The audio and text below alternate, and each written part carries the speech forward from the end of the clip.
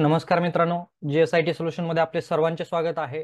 मित्रांनो, तुम्हाला जर तुमच्या कॉम्प्युटर मधील जे फोल्डर आहे आणि त्या फोल्डर मधील डेटा जर हाईड करून ठेवायचा असेल की तो डेटा तुमच्या व्यतिरिक्त कोणालाही दिसला नाही पाहिजे, त्यासाठी तुम्हाला एक ट्रिक सांगणार आहे। ती ट्रिक तुम्ही वापरून काय करू शकता, तुमच्या ज्या काही फोल्डर मधील फाईल आहे किंवा जो फोल्डर मधील डेटा आहे तो इझिली तुम्ही हाईड करू शकता।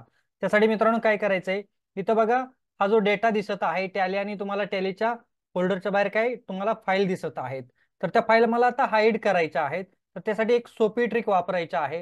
हा जो ऍड्रेस बार आहे, ऍड्रेस बार वरती क्लिक करायचं आहे आणि तिथं टाईप करायचंय CMD। मित्रांनो, तुम्हाला CMD टाईप केल्यानंतर अशा प्रकारचा कमांड प्रॉम्प्ट ओपन झालेला दिसेल। तिथे तुम्हाला टाईप करायचं आहे @ATTRIB आणि पेस्ट द्यायचा आहे।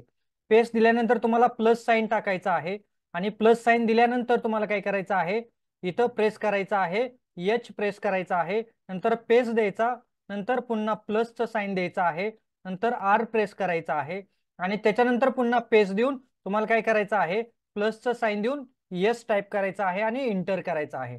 मित्रांनो, अशा पद्धतीने तुम्ही इंटर केल्यानंतर तुम्ही बॅकएंडला पाहू शकता की तुमच्या ज्या काही फाईल आहेत, इथल्या ज्या फाईल आहेत त्या फाईल काय झालेल्या आहेत, त्या ज्या फोल्डर मधल्या फाईल होत्या त्या तुम्हाला टॅली फोल्डर नंतरच्या फाईल सगळ्या हाईड झालेल्या दिसतात। अशा प्रकारे तुम्ही तुमच्या कोणतेही फाईल असू द्या, फोटो असू द्या, व्हिडिओ असू द्या, अतिशय सोप्या पद्धतीने तुम्ही काय करू शकता, हाईड करू शकता। आणि आता तुमच्या मनामध्ये प्रश्न आला असेल की हा जो काही हाईड केलेला डेटा आहे किंवा ह्या ज्या काही हाईड केलेल्या फाईल आहेत त्या पुन्हा कशा रिट्राईव्ह करायच्या, तर पुन्हा तुम्हाला सेम त्याच फोल्डर लोकेशनला जायचं आहे आणि तिथं पुन्हा CMD टाईप करायचं आहे। मित्रांनो, CMD टाईप केल्यानंतर आपण जी कमांड वापरली होती तीच कमांड ATTRIB आणि इथं काय करायचं आहे, मगाशी आपण काय वापरलेलं होतं, प्लसचं साइन वापरलेलं होतं, आता आपल्याला इथं मायनसचं साइन द्यायचं आहे आणि कमांड तीच आहे, H पुन्हा पेस्ट द्यायचा आहे, -R पुन्हा पेस्ट द्यायचा आहे, -S आणि इंटर करायचं आहे।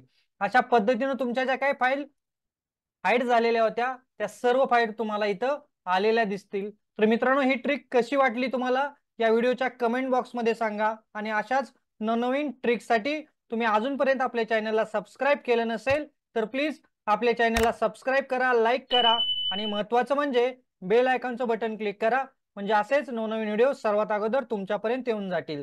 तर भेटूया अशाच नव्या माहिती बरोबर। जय हिंद, जय महाराष्ट्र।